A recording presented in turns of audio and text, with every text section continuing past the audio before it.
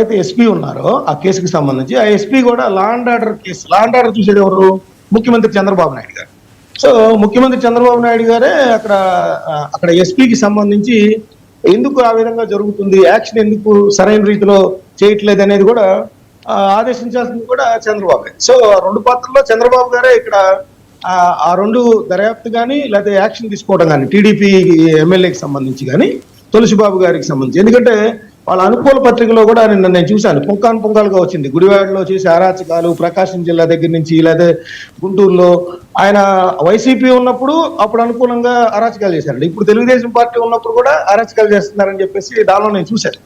So వీటన్నిటికీ Telugu Desam party అంటే అలాంటి అరాచక శక్తులను ఎందుకు అధికారంలో ఉండి కూడా ప్రోత్సహిస్తుంది అనేది కూడా సమాధానం చెప్పాల్సిన బాధ్యత ముఖ్యమంత్రి చంద్రబాబు నాయుడు గారి మీద ఉందని నేనైతే చెప్తాను సార్.